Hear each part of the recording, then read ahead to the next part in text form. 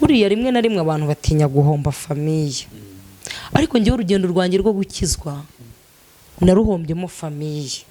Umunsi umwe nagiye gusenga, hari ukuntu umuntu yiyumva ukumva ukeneye ibihe bya wenyine bitarimo undi muntu. Noneho birangije ndavuga iri joro ndasenga njyenyine, ndagenda ijoro njya kurirara njyenyine. Davi ngezeyo ndasenga ndayibwira nyibwira byose, nyibwira imiruho y'isi, nyibwira ubutayu, nyibwira umutarwe, nyibwira ibikombe, nyibwira ibisiza. Numva nguye agacuho, numva ibitotsi biraje, umva ndaryama ndasinzira neza ngo agacuho, ntitaye ku ijoro, ntitaye ko ndi mu ishamba ritari iryanjye rya data, ndavuga nti ariko naha ni mu kwacu. Ikintu cyagiye kuntungura iryo joro muri ubwo butayu, nararyamye, umva mu kwikangura numva nibirinduriye ku kindi kintu. Ikintu cyantunguye, nasanze naryamiye inzoka ntiyakurya ntiyanjye, nayiryamiye ndasinzira. Iyo wibonye ku isaha y'uyu munsi uri umuhanuzi, uri umukozi w'Imana, Imana igenda gukoresha imirimo n'ibitangaza bigiye bitandukanye, wiyumva ute, wiyakira ute kuba uri umukozi w'Imana, uri n'umwana w'Imana, byose reka tubishyire hamwe, wiyumva mbese wifata ute uyu munsi? Yes, ni by'agace kenshi gakomeye kuduhitamo hano kuri Gonareke Plus. Amahoro y'Imana akomeze kubana namwe. Njyewe nitwa David, ninjye mugiye kubana muri kiganiro nkanakiyobora. Ndabasuje nose mwamuherereye, mwamuri mu Rwanda cyangwa hanze y'u Rwanda, mwumve ko mbasuje kanabwira ko mbakunda cyane vuye ku mutima. Ndabakunda cyane vuye ku mutima, sinaza gusura umubyeyi wacu Imana yaduhaye mu gihe nk'iki ngadufashe kutuganiriza mu buryo bw'umwuka wera. N'umuhanuzi, n'umuvuga butumwa, n'izindi impano zose Imana mwemera zikoresha neza. Kiruta byose akunda Imana n'abantu. Ni Mama Rehema nawe tugiye kuganira, nandi mahirwe n'undi mugisha wo kuganira n'umuntu nk'uyu udasanzwe mu murimo w'Imana, umuntu Imana yahaye impano zidasanzwe zitabonwa na buri wese. Rero ntabatindiye cyane, reka mwakira hano kuri Gonareke Plus. Mama Rehema ndakwakiriye. Yesu nashimwe, murakoze cyane, Imana ibahe umugisha. Imana ishimwe kuba yarakuduhaye nk'umubyeyi ujye uza kutuganiriza. Amen. Iryo ni ishimwe njye ndigushimira Imana kuba yaraduhaye umuntu nkawe mu gihe nk'iki, igihe kigoranye. Nubwo abantu bavuga ati ni igihe cyiza, ariko ni igihe kigoranye mu buryo bw'umwuka. Abazi gukurura umwuka neza, iyo bagiye kubireba neza basanga ari igihe kigoranye. Ni igihe kigoranye, ibintu bigenda bituvanga ari byinshi, ntitumenye ngo biturutse he, ibi bivuye he. Rimwe na rimwe tukabishya mu byahanuwe se, cyangwa se nyine bikaducanga cyane. Rero Imana ishimwe ko yakuduhaye. Rero tutatangira ikiganiro mvuga ibyo ndeba n'ibindi byinshi, uzi ko dufite ingeso yo gutangira gusenga, ni nawe nayidutoje. Ubwo twaga tutatangiye gusenga kahita tuvuga ati reka tubanze twishyira imbere y'Imana. N'ubundi ndabigusabye bahanze dushyira imbere y'Imana. Kadusenga Imana. Imana turagushimye, izina ryawe nirihimbazwe muri iki kirengarenga gishira saa 9. Watweretse imirimo yawe twembwe abari aha ngaha mu gihugu cy'u Rwanda no mu bindi bihugu tugendera ku masaha amwe. Dufite umugisha uko waduhaye aya manywa tukayagendamo, aya manywa tukayanywamo, tukayaryamo, nta gikuba cacitse. Izina ryawe nirihimbazwe. Amen. Tugushimiye kurinda kwawe, tugushimiye amaboko yawe yabanye natwe, turagushimye ko waturamiye, turagushimye ko waramiye abera. Ubwo twabonaga tugiye kugwa mu manga, turagushimye ko waturamije amaboko yawe. Amen. Ntago ujya utsindwa Mana yacu, ntujya uneshwa, uzahoraho ibihe byose. Uko warurikirana n'uyu munsi ni kuri, uri Imana idahinduka, nta gacu ko guhinduka kakugaragaraho. Ntago washizweho n'amatora ngo tugire ubwoba ngo ahari manda yawe izarangira. Turagushimye manda yawe izahoraho ibihe byose. Ngwino tushumbe rero umushumba mwiza, kandi aho dushumbye haratunejeje kurutaho twabanje kuba. Ngaho icyubahiro n'ikibi cyawe, dushumbishije inkoni nziza, kandi aho turahiye igihe hari ubwatsi.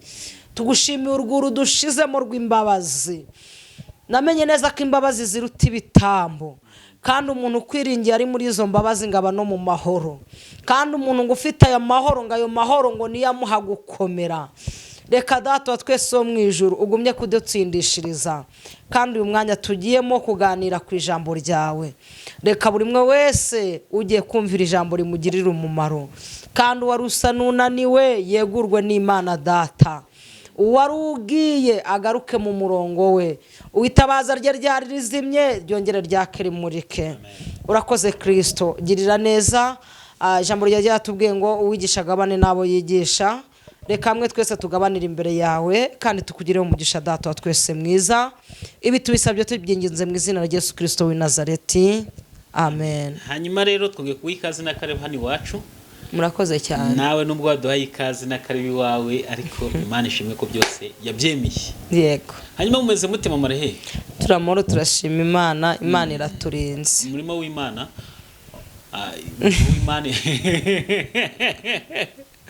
umurimo w'Imana, akazi Imana yabahaye, bose wanyu yabahaye kameze gate? Turagerageza uko dushoboye twibuza inama mbi z'ibyaha. Bose ntabwo ari hafi kubirukana. Oya, none se amahirwe nuko ndi umwana mu rugo, ariko iyo utari umwana mu rugo barakwiruka. Sinzi atari yawe baguha priyave. Yego. Hari ikibazo nakora kubaza nkavuga ati kuba umwana w'Imana no kuba umukozi w'Imana, ikiza kuruta ibindi byose muri ibyo bibazo, muri ibyo bintu bibiri cyaba ari ikihe? No kuba umwana w'Imana, kuko umukozi byanga byakunda atahira igihe cyari cyo cyose, ariko umwana byanga byakunda aguma mu rugo. Hanyuma umurimo w'Imana umeze neza mu buzima busanzwe, ko uyu murimo ugira imijugujugu? Nta mijugujugu kuriho? Oya, ni ukuvuga ngo buriya byanga byakunda, ikikwereka ko urugendo rwawe ari rwiza n'ibyo uhuriramo nabyo, kandi ikikwereka ko Imana igushigikiye ibyo uhuriye nabyo mu rugendo, nibyo bikwemeza ko uri kumwe n'Imana, nta gihanda, nta mutwaro, nta gisubizo cy'uko uri kumwe n'Imana. Kandi buriya ibitugeraho byose data arabipima akareba ko bidukwiriye. Buriya nta kigerageza Imana iha umuntu kitari rusange, cyangwa nta kigerageza Imana iha umuntu adashoboye kucyikorera, nta n'icyaho umuntu adashoboye kucyihanganira. Buriya ntiyaguha ikigeragezo gishobora gutuma wowe ubwawe ushobora kwiyahura igihe cyawe cyo kuba wava mu mubiri kitageze, ahubwo Imana ibanza ibaransa ku munzani, ikareba ko mbikwiriye, ikareba ko ndabyihanganira, ikareba ko ndagira imbaraga zo gusenga mbihagazemo. Ubundi hari n'abantu basenga kubera bageragejwe, ariko hari n'abantu basenga kubera kuko bishimye. Buriya abantu bose ntabwo basenga mu byiciro bimwe. Hari umuntu ikigeragezo gisengesha kikamwuriza umusozi, uwo rero buriya Imana ibizi ko iyo hari akantu Satani amukubise ariko kamuhuza n'Imana. Abantu akenshi sinzi, abantu baza kunkosora, akenshi abantu duhuriye ku kantu kamwe ko gusenga ariko twageze mu maga. Ariko buriya ntago twagasenze twageze mu kaga, ahubwo twagasenze Imana ibihe byose, kuko Imana ari ibihe byose. Cyagiye ufite ibibazo, cyagiye mu kazi byanze, cyagiye byagenze gutyo mu rugo byanze, akaba aribwo wibuka Imana. Kiriya gihe rero abanyarwanda baca umugani ngo ni uguti bitabapfa. Abantu bahitaga bavuga ngo ntahe n'ibyo ubira ku munsi w'isoko. Ahubwo amasengesho meza tugomba kuyasenga mbere kugira ngo azadutunge mu gihe tuzatugeze muri cya gihe cy'ibibazo. Apana kuhita tujya gusenga amasengesho tugeze mu gihe cy'ibibazo. Hanyuma Imana ishimwe ko yaduhaye n'umubyeyi, umuntu wakijijwe umazemo iminsi mu bintu by'agakiza. Hari abantu muri iyi minsi batekereza ko gukizwa ari ikintu cyoroshye, ikintu cyoroshye nyine ku buryo umuntu ashobora kuza uyu munsi agakizwa akavuga ati ngiye menya Imana, atazi urugendo rurerure umuntu aba yaraciyemo, cyangwa se atazi ukuntu Imana yamukoresheje mu bihe bigiye bitandukanye, cyane cyane nk'abantu b'abahanuzi. Ariko njye numva ngo ari abahanuzi b'imvubuka, hari n'abahanuzi babisaziyemo, ngo n'ababiharaye. Buriya rero byanga byakunda, urugendo rw'agakiza usanga umuntu wese rufite amateka yarwo yasigaranye. Rimwe na rimwe ayo mateka niyo adutera gukomera, kadutera no gukomeza. Aho hantu niho nshaka ngo twinjire neza.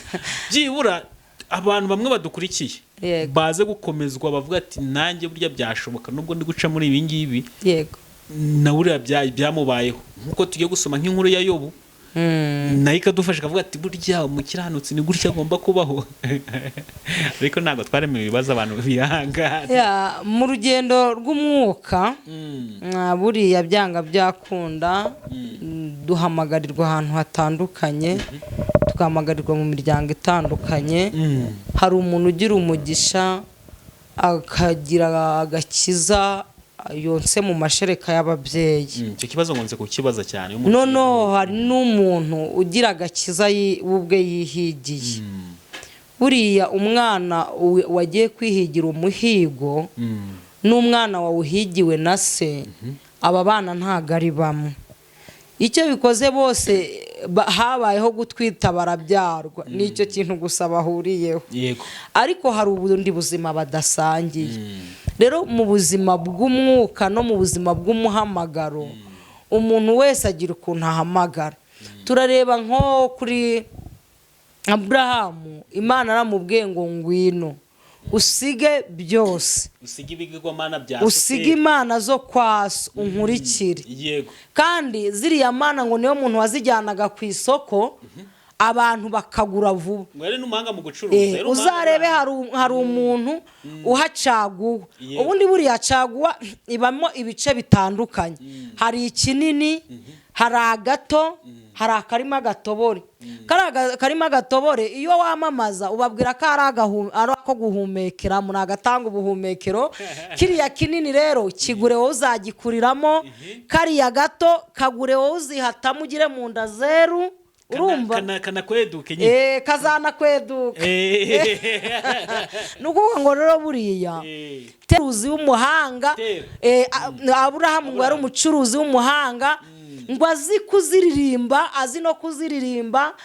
Noneho akavuga ati noneho biciriweho. Ibaza ukuntu imyenda ibiciriweho, bivuze ngo baro tuyihamburiye. Nakurebaga gutya waza nko kugaragara uri inzobe akahita akubwira ati rero abantu b'inzobe niyo mana ibafasha. Yego. Noneho ngo rero yari umucuruzi w'umuhanga, ariko Imana ibona ako kazi ntago kamubereye. Iramubwira ngo ngwino, ni wowe nshaka. Ngimuhamagara mu izina. Iramubwira ngo kandi siga usiga izo mana zaso, zazindi se yabonagaho amafaranga, banza uzisiga. Numara kuzisiga usige naso, usige n'umuryango w'iwanyu. Noneho uhaguruke uze nkubwire icyo gukora. Dufite abantu bahamagaye muri ubwo buryo. Guhamagarwa usize bitandukanye n'umuhamagaro umuntu aza yisangamo. Iteka ryose niba umuhamagaro wawe warahamagawe usize, uzakirana na baba Medi n'abaperesi wasize, uzakirana n'ingabo z'umwijima, uzakirana na za mana wahunze. Kubera kuko wasize bazakwanga, kuko hari ibyo wasize. Ariko si bo bakwanga, ahubwo imana zabo wasize bya bindi wasize ukabibarekera. Byamaze kubereka ko utari umwe nabo. Buriya Kuro impamvu bashatse kumwica mbere y'igihe, Abamedi bararebaga bakabona iyerekwa ryabo. Buriya abadayimoni bajya berekwa, abadayimoni barabona, abadayimoni barareba. Erega iryo juru tuvuga Satani yaribayemo. Nuko ngo rero nabari abantu bareba makomeye. Bari abantu barareba. Niho ushobora gusanga umuntu utarasize iyo ariyo ashobora kukubwira ngo nge nzagira umugisha, iki gihe niki nzagura umurimo, ukabona arawuguze. Noneho wowe ukabona ntabyo ugezeho. Turagaruka kuri Mukristo na Byiringiro. Mukristo na Byiringiro bari mu rugendo. Apolo bane yarababwira amagambo akomeye. Aravuga ngo mureke mbabwire, buriya mu by'ukuri k'Imana yanyu mwakurikiye ihemba ari uko umuntu agiye kunogoka.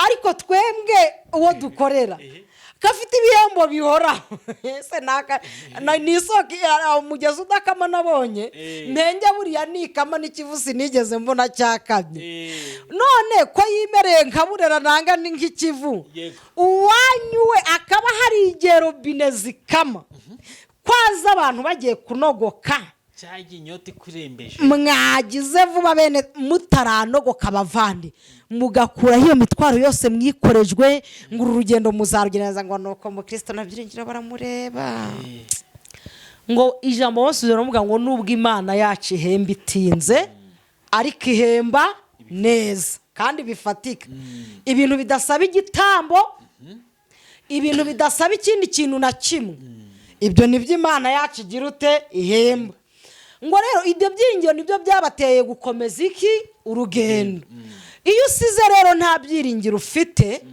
kugira imbaraga zo gukomeza urugendo biragoye ariko iyo wasize ufite ibyiringiro imijugujugu yose waterwa urakomera byanga byakunda baguca bakwanga wabaho nabi warara hanze ahubwo iyo wasize wumva ibyo ubwo buzima bukunejeje none abantu bamwe bakibaza impamvu nezezwa n'ubuzima bw'amakuba abandi bakibaza impamvu nezezwa n'ubuzima bw'ibigeragezo buriya abakristo nanga se abantu basize tujye tumenya ko iyo tugeragejwe nanga iyo uri kugeragezwa ntabwo ugeragerezwa hihereye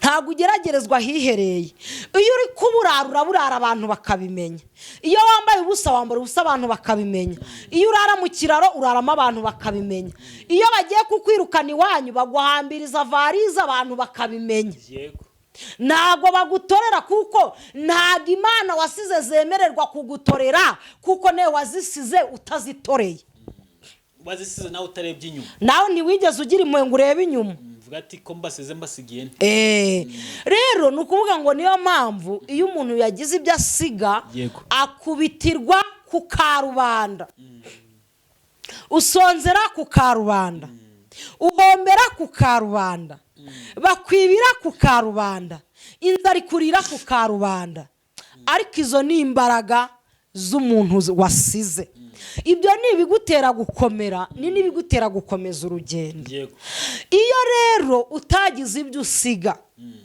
nibwo ugera imbere rimwe na rimwe hari abantu twakijijwe nanga se twakiriye Yesu nk'umwami n'umukiza ariko tumwakirira mu kivunge iyo wakiriye Yesu nk'umwami n'umukiza mu kivunge abo wamwakiriye muri kumwe hari igihe bakugerageza ukavuga uti wowe mbivuyemo ariko iyo wakiriye Yesu n'umwami n'umukiza wowe nawe ari wowe mwembi muri kumwe uravuga uti Yesu naho ibyo nasize byangerageza ariko njye nawe hari ibintu tuziranyeho noneho rero ibyo uziranyeho na Yesu nibyo biguha gukomeza urugendo ariko ibyo uziranyeho n'abantu ntabwo byaguha gukomeza iki urugendo rero dukeneye cyane kumenyana na Yesu no kugira ubushuti na Yesu kuruta uko twagirana ubushuti n'abantu kuko igihe cyose iyo tugiranye ubushuti n'abantu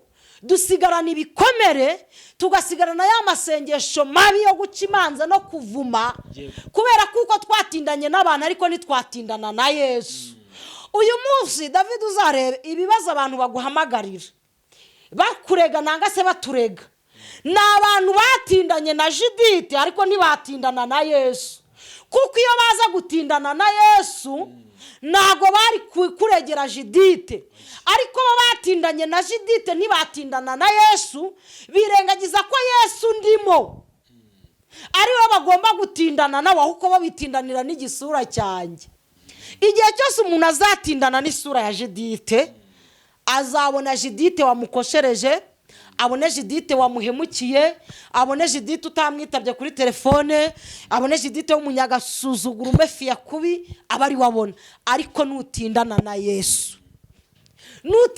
Yesu hari ukuntu utazabona Judith hari n'ibyo nta nubwo uzabona umwanya wo kuba wamurega kuri David ariko kuko atindanye na Yesu na Judith ntutindane na Yesu niyo mpamvu wabonye ibyo urega Judith kurinde kuri David.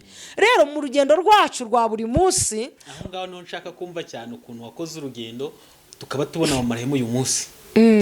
Aho ngaho ndashaka mwumva mu marehema wakuze gutya akazamuka akagera uyu munsi tukaba tubona mu marehema umukozi w'Imana abantu bishimira n'Imana yishimira. Buri kiruta cyose nuko Imana ikwishimira natwe tukaza dukurikiye cyane.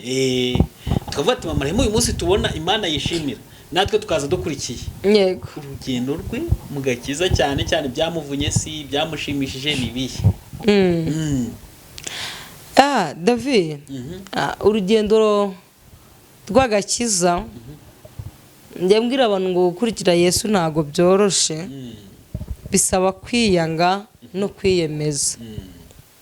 Buriya uru rugendo rwo gukurikira Yesu rimwe na rimwe rushobora no kugukura mu bantu, yego, ukabaho wenyine.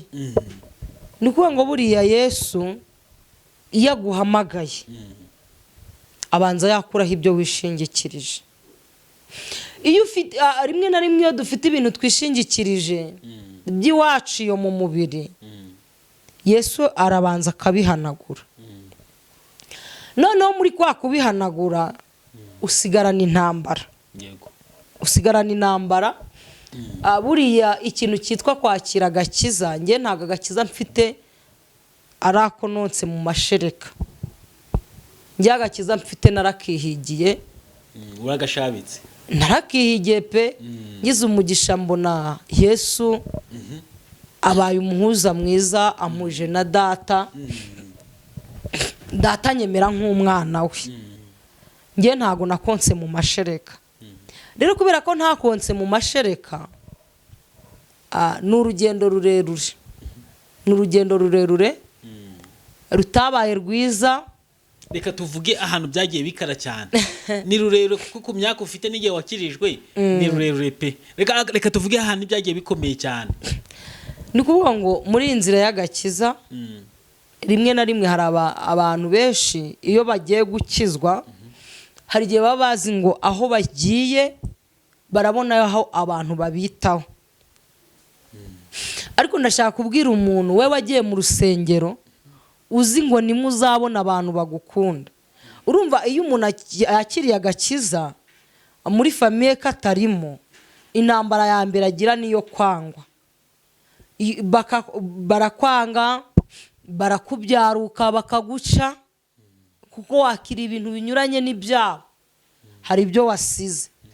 Nuko hano ngo iyo ntambara rimwe na rimwe hari igihe ibyo usize ugira ngo ubisize iyo uvuye gusa ukaza n'ahandi witwa kuhungiye, ugasanga naho hari indi ntambara. Rimwe na rimwe abantu bagiye bagushwa. Bese ukavuga ngo uvuye mu rugo usize intambara wajya no mu rusengero ukazisangamo. Rimwe na rimwe abantu bamwe bagiye basubizwa inyuma no kuva mu miryango yabo, bazi ko bakiye agakiza bagiye kuruhukira mu rusengero basanzemo abantu bararuhukiraho, bageramo noneho bagasanga bo bari bagiye kuruhukirayo, noneho babakomerekeje cyane kurusha babandi basize. Byakubayeho? Ibyo bintu byambayeho. Ibyo bintu byambayeho. Buriya Yesu niwe karuhura. Yesu niwe karuhura. Njye numvaga ko ubwo nakiriye agakiza nkijijwe, wenda kuba umuryango ntawo, kuba utanyitayeho, utandeba, noneho abantu nsanze bazabamo ba mama, bakabamo ba papa, hakabamo abavandimwe. Ariko ibyo byose ntabyo nabonye. Ahubwo icyo nabonye urukundo rw'Imana. Nabonye urukundo rw'Imana. Buriya iyo abantu ubabuze ukabona urukundo rw'Imana, ugira imbaraga ukanakomera. Ariko igihe cyose uzumva ko abantu bo ari bufite, hari igihe urukundo rw'Imana ruzaba kure yawe. Ngira mu bintu byose nagiye mbona urukundo rw'Imana rwabaga ari rwishi kuri njye. Kandi urukundo rwanjye n'Imana nagiragamo ibihe byiza byo kuganira n'Imana nk'uganira n'umubyeyi. nkagira ibihe byiza byo kuganira n'Imana nk'uganira n'umuntu turi kumwe. Noneho nkumva ibyo byonyine ni ibintu bimpa imbaraga bikantera n'umwete wo gukomeza urugendo. Ariko ibi ndashaka kubibwira iki? Ndashaka kubwira igihe umuntu abaho akabona abantu bagiye, ukabona famiye yagiye, ukabona inshuti zagiye, ibyo ntibikuyeho ko ubuzima bwawe buhagaze. Ahubwo mbese wowe urumva n'ubwo abo bagiye ufitanye ubusabane n'Imana. N'ubuye busabane ufitanye n'Imana. Ubundi ni ukuvuga ngo iyo ubona ubusabane bw'abantu bwagiye, shaka ibihe byiza biguhuza n'Imana. Numara kwishakamo ibihe byiza biguhuza n'Imana, byanga byakunda urumva abantu ntacyo bagutwaye, uvuge ngo koko igihe cyari kigeze. Kandi buriya impamvu David abantu rimwe na rimwe dukomereka, none bya bikomere bikaduherana tukabitindamo, igihe kinini ubushaka gutindana na David cyane. David yanakora n'ikintu ugashaka we kumworohera, guhora umworoheye, kumuha umunyantege nke yantindane na David. None se ubu na David nagenda ndasigarana nande? None ukirengagiza ko Imana yazanye David ikiriho. None David yaba ari n'umuntu ukora ibintu by'ibyaha ukagerageza kubitwikira. Uya David atagenda, nubwo David rwose bikoraga ibi bintu ariko atagenda. Mbese twambwe nta rukundo, urumva nta rukundo rurimo rwo gukunda Imana, ariko mfite urukundo rwo gukunda David Imana yaremye. David noneho ngeze no ku rwego rwumva ko David nagenda, ndaba ndangiye neza. Ariko nimvuga ngo byanga byakuna niba David ahari, ariko David ntago arusha Imana yanjye kuhaba. Icyo gihe Imana izankomereza David kuko ntamugize ikigirwamana. Rero hari igihe rimwe na rimwe dutunga abantu tugasa n'ababasenga, tukimura Imana, tukimura Data wa twese wo mu ijuru. Iyo twimuye Imana rero tuba twamaze kwimika ubwami bwa Satani. None ugasanga umuntu ari kuvuga ngo ntago ngaramya ngigishushanyo. Erega buri umuntu nawe ni ikibumba, umuntu nawe ni igitaka. Iyo umuntu ubaye nk'umuntu umuramya uba wimuye Imana. Rero ntago kuba umuntu Imana yamuzanye mu buzima bwawe ntago bikwemerera kwimura iki Imana. Kandi buriya abantu bagenda ariko Imana ntiyagenda. Ndashima Imana, Imana ntago igenda. David wagenda, tumaranye igihe kirekire imyaka myinshi, ariko ubu nawe wagenda, ariko Imana yanjye ntiyagenda. David wagenda ukagenda ukibagirwa mu marehema, twajya turahura ukambaza ngo harya we ngo nkuzihe, nanjye twahura ntiharya nkuzihe, ariko Imana itambaza ngo nkuzihe. Mama re ubundi nkuzi izi ko ndi mama Rehema, iza amazina yanjye yose, iza aho navukiye, iza umuryango navukiyemo, iza amezi nonse, izi nayo ntonse. Nukuvuga ngo rero reka dushaka ubushuti ku Mana kuruta uko tugira ubushuti bwishi ku bantu, kuko nitugira ubushuti ku Mana, Imana izazikomeza ubushuti dufitanye n'abantu. Ariko ntago wadusobanuriye neza mu marehema, ntago watubwiye ibyo bintu byose ko wagiye bivuga ko ari ibintu byagiye bibaho mu buzima bwawe, byati ngewe ibyo bintu byambagaho nubwo nabibabwiye gutya byambagaho, cyangwa nategereje rwose mbona pe watubwiye amagambo meza, ariko ntago nigeze numva kutubwiye ati byambagaho byagenze gutya, ati ibyo nibyo bintu byagiye bikuza. David ugira ingeso yo gukunda ubuhamya, kandi nta buhamya ndatanga. Reka ngure bura David, ariko burakomeza bukomeza abantu baba badukurikiye, byanga byakunda mu nzira y'agakiza yo gusiga. Ngiye mu nzira y'agakiza yo gusiga nabaye nk'umuntu ugize abantu mpomba, ariko numva kubahomba ntibinkuye umutima, kuko Yesu narindi kumwe nawe. Buriya rimwe na rimwe abantu batinya guhomba famiye, ariko ngiye urugendo rwanjye rwo gukizwa naruhombyemo famiye, kandi numva ntibinkuye umutima. Icyo byanyigishije kubana n'Imana, kuko iyo bitabaho birashoboka ko ntari kugira imbaraga zo kubana n'Imana, ariko ibyo ngibyo byatumye ngira umwete wo kubana n'Imana. kuko icya mbere nabonye Imana ariyo yonyine idahemuka, mbona Imana niyo yonyine idahinduka, mbona Imana niyo yonyine yihanganira umuntu, mbona Imana niyo yonyine itabyaruka umuntu. Ariko mbona umubyeyi wakubyaye yakubyaruka akavuga ko atakubyaye akakwihakana, ariko mbona Imana yo ntigihakana umuntu yahamagaye. bivuze ngo umuryango warakwihakanye kora gukurikira Imana. Ariko ibyo ngibyo nabonye ari inyungu zanjye. Buriya byanga byakunda Imana nigushaka ntago izabura ikintu iguhombya, kandi aho kugira Imana iguhombe yaguhombye. Rero byanga byakunda Imana iyo iguhamagaye igira ibintu ikubwira gusiga, kandi noneho ntago ujya gusiga ibintu witekerereje, usiga iby'agaciro, usiga bya bindi wabonaga bigufite umumaro bizanakugeza kure, ari nabyo wishingikirijeho. Rero njye mbona rimwe na rimwe kuba Imana hari ibintu bimwe igenda yaka umuntu kubera uko yamuhamagaye, nanga sinamukuraho, nanga sinamwigishirizamo, inamwigishirizamo. Njye shima Imana njye shima Imana ku bantu bavugaga wenda abantu bavugaga ngo narasaze, abantu bavuga ngo narasaze. Njye shima Imana ko bavugaga iryo jambo.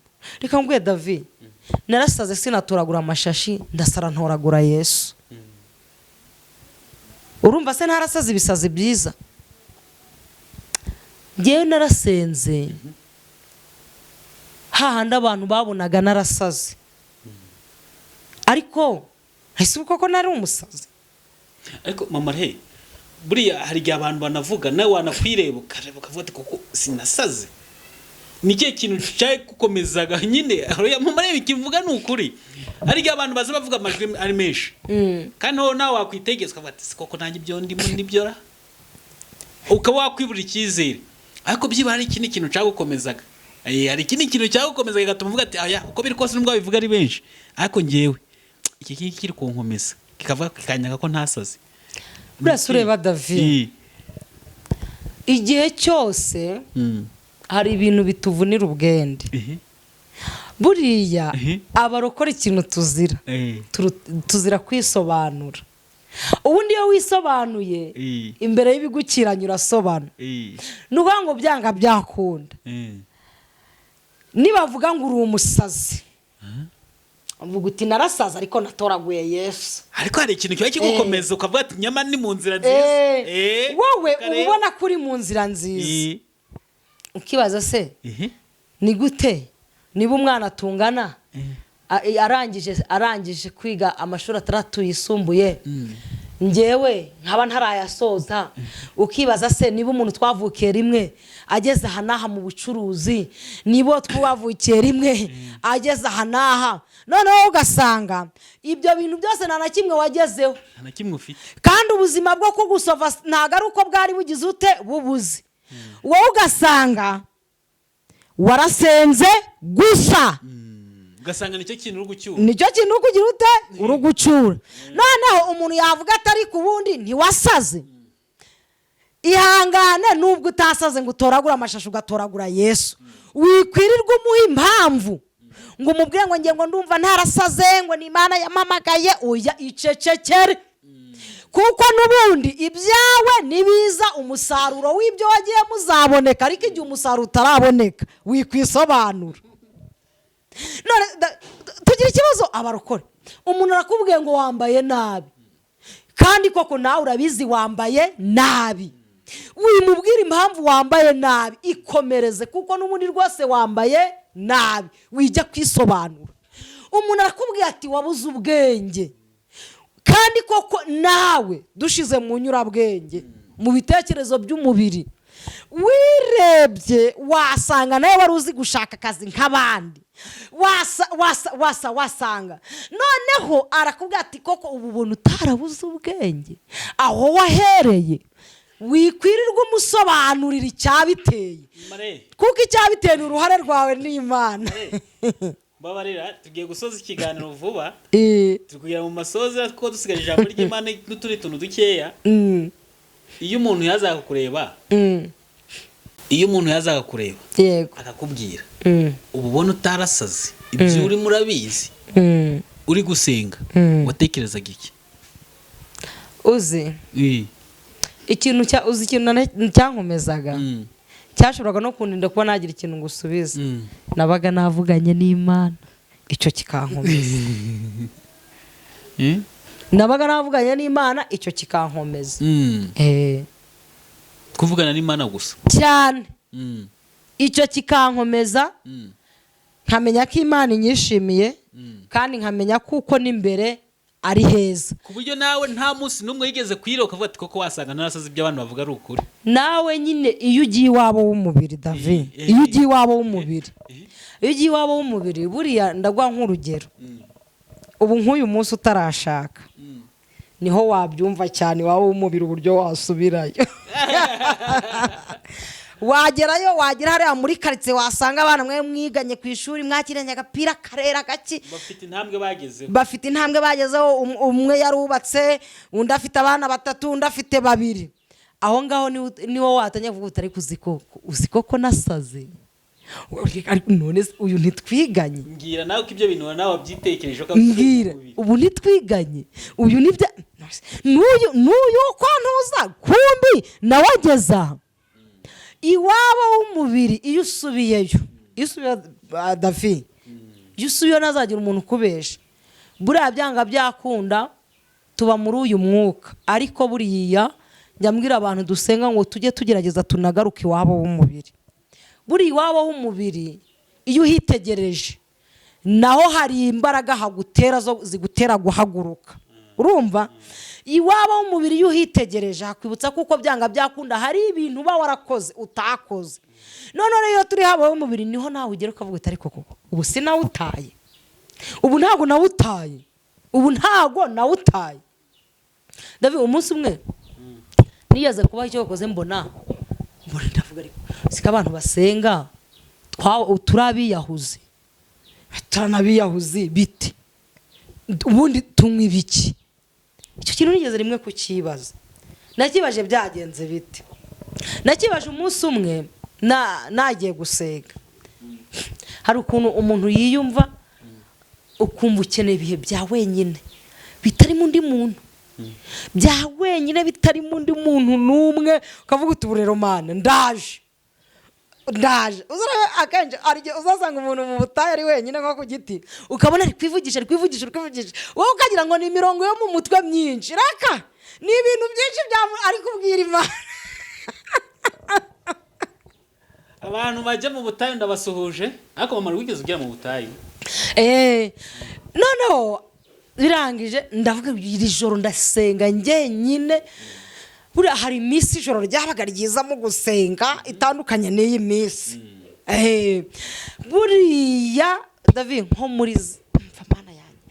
muri za 2010 umva amasengesho nijoro yabaga ryosha ari umupfiririzi 2010 uri mu masengesho mu butayu ndavuga ntumva iri joro ndarirara njyenyine biro byanjye bike twaka twanjye 2 ndarirara njyenyine ndagenda ijoro njya kurirara njyenyine David numvaga nkeneye kubwira Imana kabwira ibibazo byawe ukayibwira byose ari ugera ukagura turumute aba twiganya primaire ubu bageze kure abo twatangiriye kimwe ubu bageze kure abo twashakiye kimwe Uwiteka Imana batuye mu zabo ngezeyo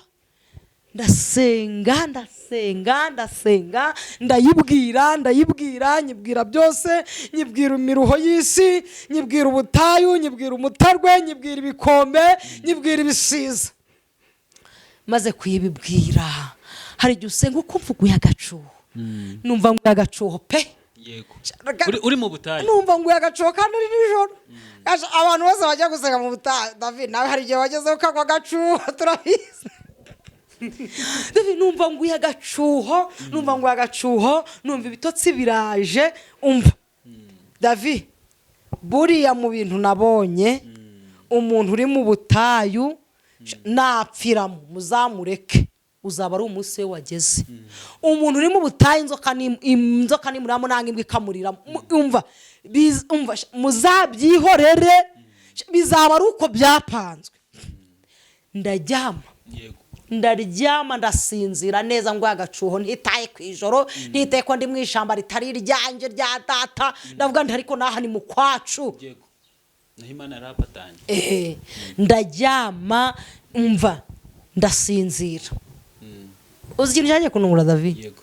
Ikintu cyagiye kuntungura iryo joro muri ubwo butayu. Nararyamye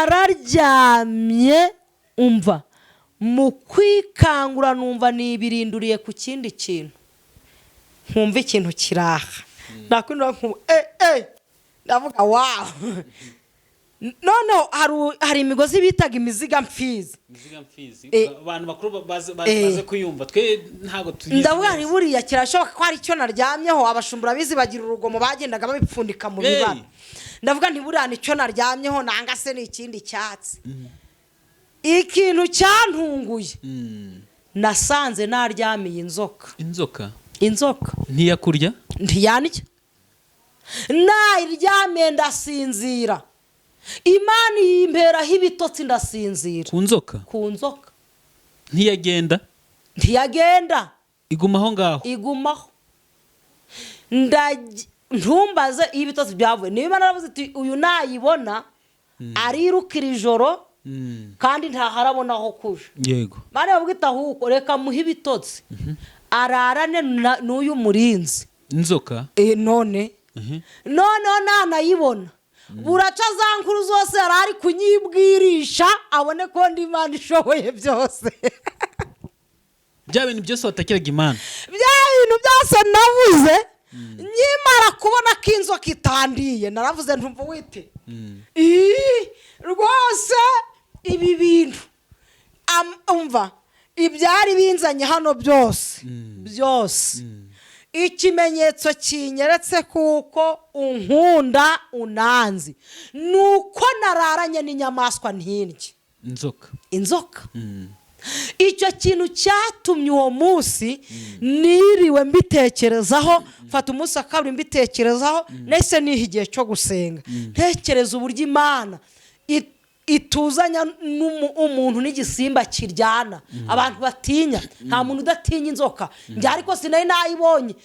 Ntabwo nakarangwa nari nayibonye, yanyibona narindiruka. Oya. Iyo nyibona narindiruka narindahunga. Na Yosefu yarahunze. Ahubwo reka tuhite tujya ahantu tujye mu ijambo ry'Imana dufite iminota mikeya. Iri hagati y'iminota 3 n'5. Ukimara kubona iyo nzoka uri mu butayu. Wifashe ute? Wifashe ute bise byakugendekeye ute watekereza? Ubwo tekereza iyo nyibona ijoro ritaragera hagati. Uko nari kwifata. Nari kugenda mpaka nkiruka kandi nari kurara icyatsi cyankuraho cyose nkikanga ari inzoka. Ubwo niko byahise bigenda wahise wirukanga. Ubwo rero maze kuyibona. Nahise mfata urugendo ndaboneza.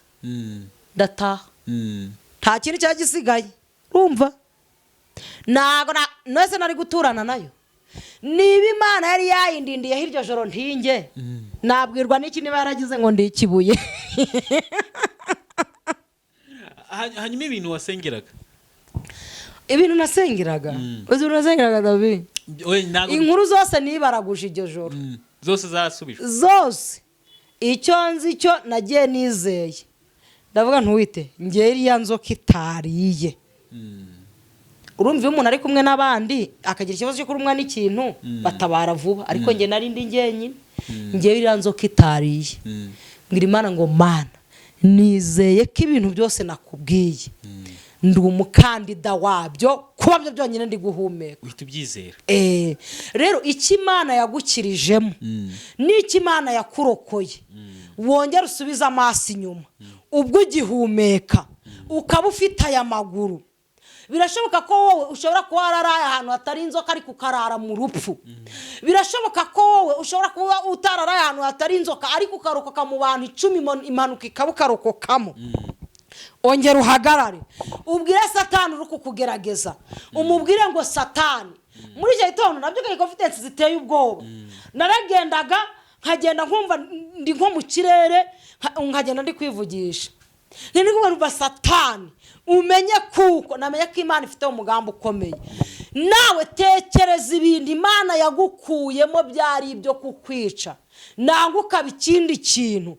Nubona ukiriho ugifite amaso abona, ugifite amaguru, ufite akanwa ko kuvuga, umugongo wawe uri guhagarara, wongere ugirire Imana icyizere uyibwire ngo Mana nshingiye ku bintu wankijije ndi umukandida w'ibyiza Amen. ndi umukandida w'ubundi buzima ndi umukandida w'amahoro wongere wakira ibindi byiringiro ushingiye ku kintu Imana yikore iki kintu nkivugiye iki nyivugiye kubwira abantu bumvaga bananiwe bumva bihebye bari gucunaguzwa ndakubwiye ngo uri umukandida w'ibyiza ongera wigirire icyizere kuko impfu warokotse nizo nyinshi inyamaswa zitakuriye nizo nyinshi kandi zari zifite ubukana bwo kukurya ibitarakwishe nibyo byinshi wikuka umutima ongera uzamure ugire Imana icyizere ikintu uwo munsi numvise muri nge nahise mvuga ngo wite umutima wanjye uragutse nasengaga isengesho rimeze nk'irya Yabesi yabwiye Uwiteka ngo Mana hondi ni hato nyagurira imbago kandi David nanjye hari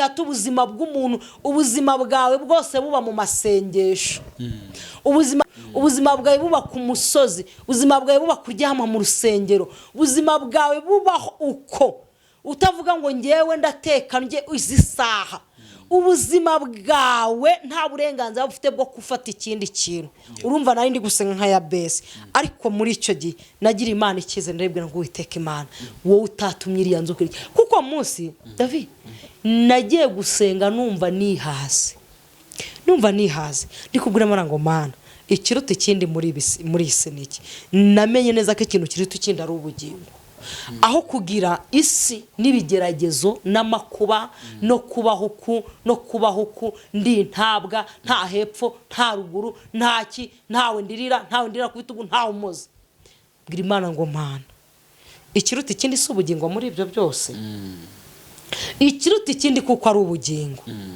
ndagusabye aba ari cyo nkorera kuko ikiruta ikindi ni ubugingo kuko David mu buzima bwose nanyuzemo no mu ntambara zose nanyuzemo no mu bigeragezo byose nanyuzemo nta gihe nigeze gusenga isengesho ryo kuvuga ngo Mana ngo Mana ngo mva ngibi ngo ndabirambiwe ngo naho ngo nakwipfira oya nibukaga ko ikintu cyanteje izo ntambara zose ari ubugingo kandi David ubugingo buramutse butabaho ngo umuntu azahabwe ubwo bugingo David ndakubwiza ukuri ubu nawe haba hari ahandi hantu wibera ariko ku mpamvu y'ijambo ryitwa ubugingo biri mu bintu byatumye mbwira Imana ngo Mana nta gahunda mfite yo kwiyanduza nta gahunda mfite yo kukuvaho nzakomezanya nawe naho bantera amabuye naho banyanga naho nakubitwa ibiboko naho narazwa ku ngoyi naho narara hanze naho nakwicishwa inzara naho nakwambara ubusa ariko uri Imana ifite ubugingo haleluya Yobu yavuze ijambo rikomera avuga ngo ubugingo bwanjye buracyari buzima rero niryo sengesho munsi ne nagende gusenga kugira ngo Mana ubugingo bwanjye niba ari buzima unkundiye unyeze ntazarambirwa intambara nkakuramo umwambaro w'urugamba nanga se nkagamburura ariko uwo munsi navuye gusenga nagira Imana icyizere mbwira Uwiteka ngo Uwite ndagushimye wanyeretse ko ntari wo kuva muri iyi si uyu munsi nanga ejo n'ejo bundi ndi umukandida w'ibyiza kandi uyu munsi sindi umukandida w'ibyiza ndi umukandida w'ibyiza uko gusenga kujya mu butayu gahura n'ibibazo byinshi ni ikibazo kimwe kuko baza ngo tugane ku jambo ry'Imana tuba dufite nk'iminota y'itatu ko twagana igihe kirekire tunagira ngo tubohure n'abantu badukurikiye reka hari abadukurikiye bari mu biro bakaba bahagaritse akazi bari gukora hari abadukurikiye bari mu modoka bari kugenda bahagarika abantu gutyo abadukurikira mu bintu byinshi bagahagarika ibintu byose ngo badukurikire nyuma yuko kujya mu butayu ugasenga inzoka ukarana n'inzoka umuryango bamwe bakakuva ko wasenze Imana iyo wibonye ku isaha y'uyu munsi uri umuhanuzi uri umukozi w'Imana Imana igenda gukoresha imirimo n'ibitangaza bigiye bitandukanye wiyumva ute wiyakira ute kuba uri umukozi w'Imana uri n'umwana w'Imana byose reka tubishyire hamwe wiyumva mbese wifata ute uyu munsi kugira ngo n'udukurikiye nawe aze kuvuga ati nanjye ndamutse nkoze neza naba nka uriya mubyeyi nanjye ngaba ntushimwa n'Imana igisubizo muri ibyo byose nta muntu urira nta muntu hozwa yatarize kabiri nta muntu unywa amazi atavomye ni ukuvuga ngo byanga byakunda igisubizo muri ibyo byose uruganda rwose tunyuramo. Impamvu kawunga iba kawunga nuko bayinyuza mu mashini.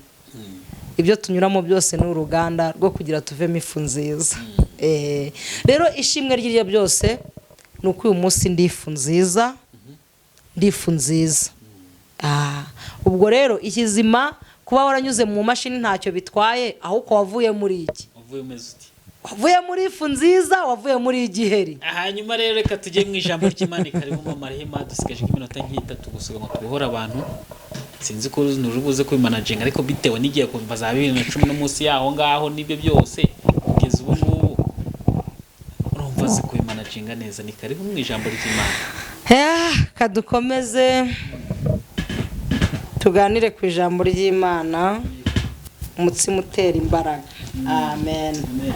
Dushimiye Imana imbabazi yatugiriye, twembwe abo yakuye ku icumu rya Satani. Nta byiringiro twari dufite, ariko Yesu yagize neza, abo umuhuza mwiza hagati yacu n'Imana. Imana ihimbazwe. Twagiye mu ijambo ry'Imana, Abami ba mbere David ba mbere igice cyaho ni cya 18.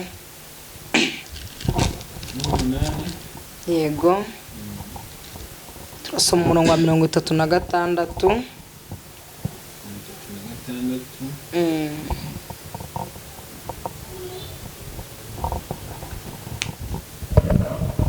Ikadusome mu izina rya Yesu. Abami ba mbere ibice 18 umurongo wa 36. Haranditse ngo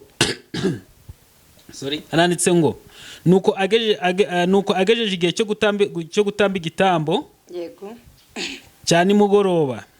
Eliya umuhanuzi yegera igicaniro, aravuga ati, Uwiteka Mana ya Aburahamu na Isaka na Isiraheli, uyu munsi bimenyekane ko ari wowe Mana mu Bayisiraheli, kandi ko ndi umugaragu wawe, nkaba nkoze ibyo byose ku bw'ijambo ryawe. Imana iguha umugisha. Yego, amen. Nehemiya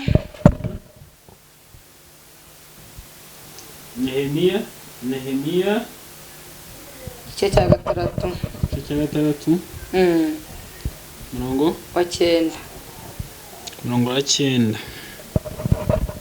Reka dusome Nehemiya igice cya 6 murongo wa 9. Aranditse ngo bose bashaka kudukangisha, bibwira yuko amaboko yacu azatentebuka, umurimo ntukorwe, ariko Mana yanjye unkomeze amaboko.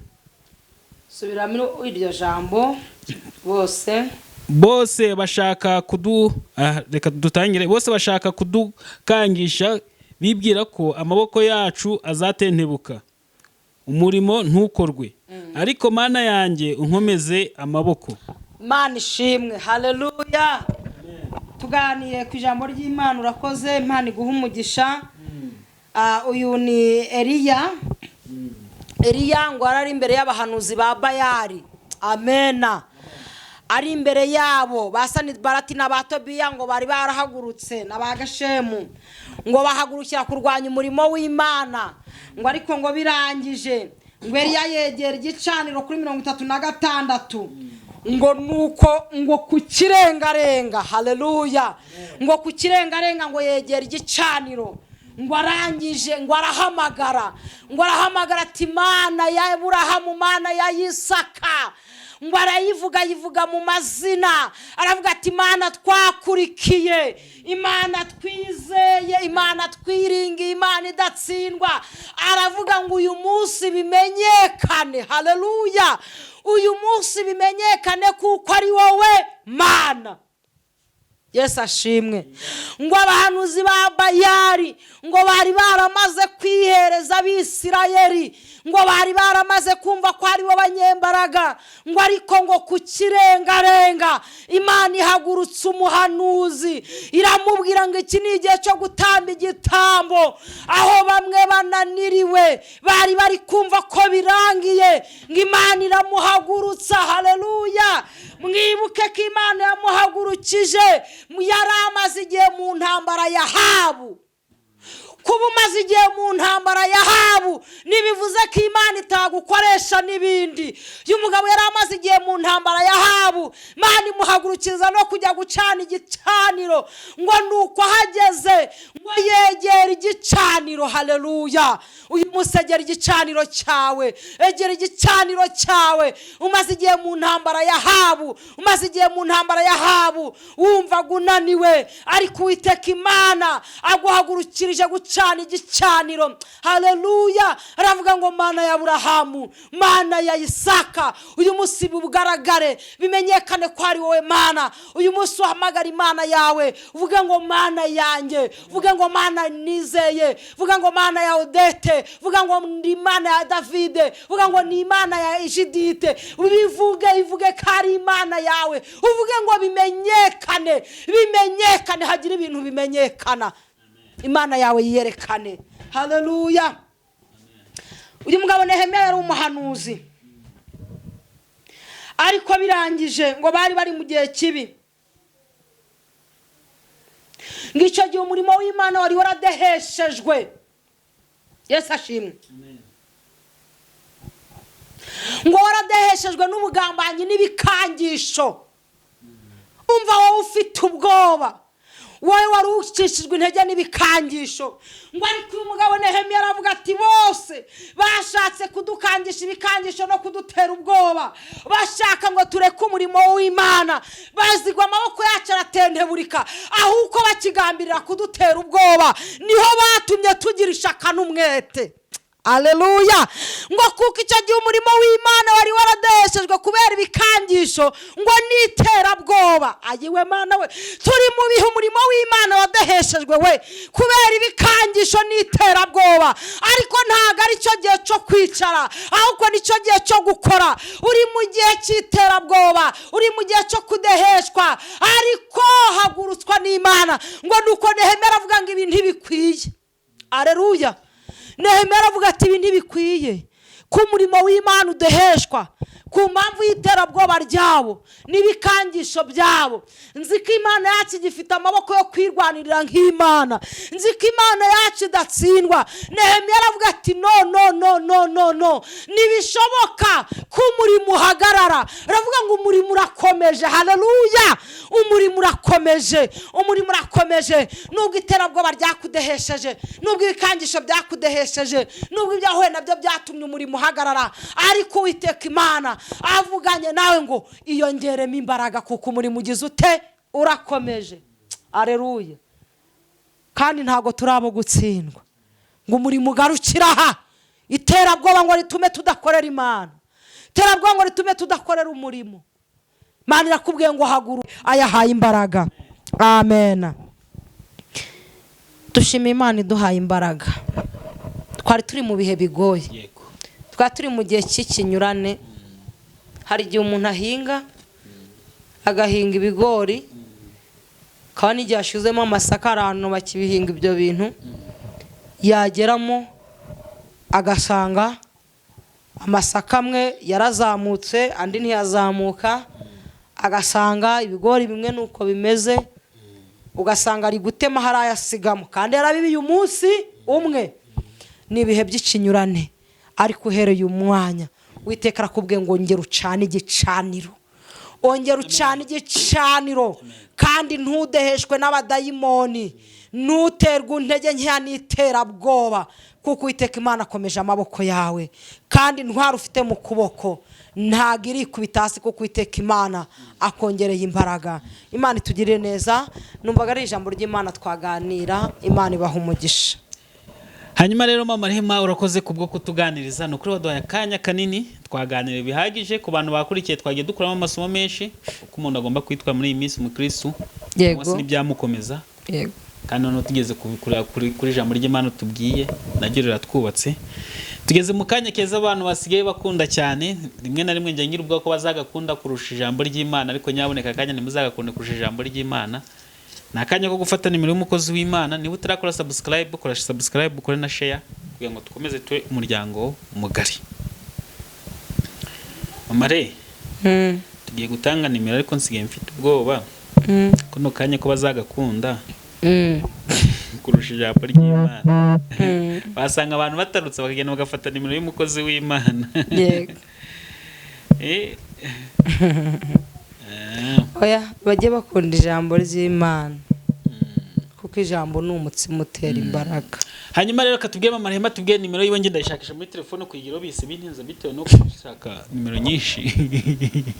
Bana ibyo bintu bya byantinije ahubwo yitubwire nadusengere. Ngiye kubabwira nimero ariko ntago mpora kuri telefone. Biba byiza iyo banje wisegura ku bantu. Ntago mpora kuri telefone. Ushobora kumpamagara nkaboneka, ushobora no kumpamagara simboneka atari uko telefone itariho, kubera kuko hari n'ibindi mu isi biba binshaka kandi biragoye cyane kuganira n'umuntu ukamusiga n'ubundi utaramuha igisubizo kitumye mujya kuganira. Rero ubwo umpamagaye si ubone mfite umwanya wo kukuganiza ntibugasigara ubabaye, kubera kuko ntabwo nge nawe tuvira mu kazi kimwe, nta nubwo amasaha yacu ari hamwe. Uzihangane, n'inshingano ntago ari zimwe. Nge ndi umumama mukuru cyane, mfite abana, mfite inshingano nyinshi. Ubwo rero ushobora kumpamagara ntetse kandi ntago nareka guteka ngo ngiye kukuganiriza. Ijambo ryatubwe ngo mubwiriza igihe cyose n'igihe cyacyo. Rero igihe bitakunze uzihangane ntukaremererwe, ahubwo uzagerageza ikindi gihe. Uzagerageza ikindi gihe nanga se wandike message ubisabe. Biba byiza cyane buriya David. Nshobora guhita nguhamagara ariko ntuboneke. Nagwa message. Buriya message yumvikana vuba, yumvikana neza cyane kuruta guhita uhamagara iki umuntu. Buriya umuntu yaguhaye message hari ukuntu wipanga. Ariko nk'ubu umuntu araguhamagaye uri mu nzira uvuye mu isoko, none David bite ni byiza dusenge, ufite umwanya ngo dusenge. Ko dusengane wamubwira uti ntabwo mfite umwanya none uboneka ryari, genda wongera ubisabishe message umubwire ninjye wa muntu twaye turi kuvugana, rega twige no gusaba. Ninjye wa muntu twaye turi kuvugana, nabo buriya nabonye no ku rusengero hari iwacu. Ubu ntago wajya ngo upfe kuhinjira, hari umuzamu. Hari umuzamu pe, ntago wapfa kuhinjira ngo David ngo uragenga ikihe cyose ngo ushaka ngo kujya gusenga uko byiboneye. Hari umuzamu. Rero ngewe ntandukanye na rura rusengero. Rwa ngo banza ugira uburyo bwiza ubisabamo rwose, ntazagira abantu bajya bagorwa mu mitima ngo bibacumuze, mwumve ko abantu tutabitaba tubasuzugura. Ntago ari uko twahamagawe, natwe mujye mwihangana utworohereze. David, Imana kugereza ubwo abakuregera abantu tutabitaba, numve ko batarongera kukuregera. Barandegera ariko nyine tunanye nkabasubiza ati mujye mwihangana. Biragoye cyane David. Buriya hari n'igihe nanjye niyo ngiye guhamagara umuntu ufite nimero ya WhatsApp, nawe uzabirenkiro nyinshi nshaka ko tuvugana, simbanza nakwandikira kuri WhatsApp. Nuko iki message yumvikana cyane neza kuruta kugira ute guhamagara umuntu. Ushobora guhamagara umuntu ari mu bantu benshi, ushobora guhamagara umuntu mu iterano, ushobora guhamagara umuntu ari guca inkwi, yagiye gushaka amakara, yagiye gushaka ibirayi, ibintu nk'ibi. Noneho ugasigara uremerewe ugahindukira ukajya guhamagara David. Rwose pe gerageza basi ukoreshe message yumvikana vuba nanga kuri WhatsApp kuruta guhita uhamagara umuntu ukumva kandi na mutima usigaye uremerewe. Imana ibagirire neza rero. Ubwo David nawe ndakuvugira uzangurira. Nzagura. Sakura. Kuki rego byabibaye byinshi. Byari bibaye. Karabone nimero kurango nadufashe no kudusenga dusoza ikiganiro cyacu. Kambaye nimero dusenge. 078 8 97 15 61. Iyo nimero niyo yanjye. Imana y'amahoro ibaho umugisha. Ingabire Judith niwe ibaruyeho. Na David ayisa bimenya amazina ibaruyeho.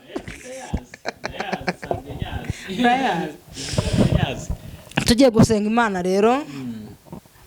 Birashoboka kuko hari abatanteguritse. Birashoboka ko wari ubuze imbaraga zo gucana igicaniro, ukumva unaniwe, ukumva ucogoye. Birashobotse kuko inkuru z'incamugongo n'impuha n'ibikangisho by'abadayimoni, urusaku rw'abadayimoni n'urusaku rw'imyuka mibi. Birashoboka kuko aho wari uri kurara ntari haguteye ubwoba, ukumva umutima wawe urananiwe. Tugiye kubwirira hamwe Imana, twibwire ngo Mana Data ongera utugarukeho, uduha imbaraga zo kongera guhaguruka, tukongera tugasana igicaniro, amaboko yacu akongera akagira imbaraga kuko aratenteburitse. Data wa twese wo mu ijuru, uvuganye n'imitima y'aba bagabo, uvuganye n'imitima y'aba bagore, uvuganye n'imitima y'abakobwa ndetse n'abasore. Tukugiriyeho umugisha kuri iki kirengarenga cy'uyu mugoroba. Duciye bugufi munsi y'ibirenge byawe. Twari tumaze igihe dutaraye, twumvaga imitima yacu inaniwe, nta byiringiro twari dusigaranye, twari twuzuye kwiheba kwishi. Twabonaga Sanibalati na Tobiya umurimo bawugeze rubi, tukabona amaboko yacu acitse intege, ibikangisho byari bibaye byinshi, bamwe twumvaga turekuye, hari amasezerano twe tumaze kurekura, hari ibyiringiro twe tumaze kujugunya, ariko turaguhenzahenze muri iri sengesho ngo wongere uduhembuze ineza yawe, wongere uduhembuze imbabazi zawe, wongere uduhembuze gukora kwawe, ukora ibitandukanye n'ibya mbere. Uwiteka Imana, uduhagurutsa aho twari tunaniriwe, wongere kutugendesha, kwera kwawe kutubeho, ugira ibintu ukora tutaratabaza, ugira ibintu ukora tutararambarara, uduhagurukishiriza ineza yawe, ukuboko kwawe kwiza kubane natwe.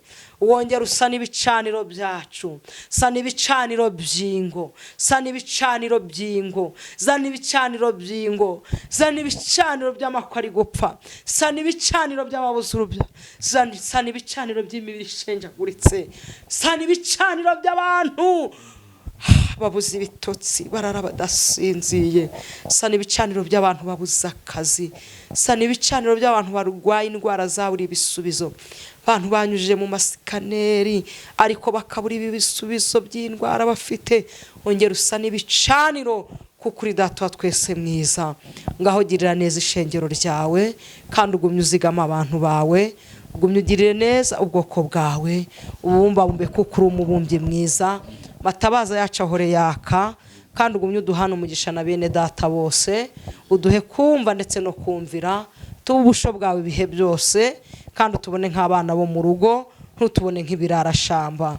Urakoze kubw'imbabazi tugiriye mu izina rya Yesu Kristo w'i Nazareti, amen. Hanyuma turagushimiye cyane, urakoze cyane. Bakomeze bakore subscribe, tuba umuryango mugari kugira ngo bajye babona ibiganiro dutambutsa mbere y'abandi. Amen. Urakoze cyane.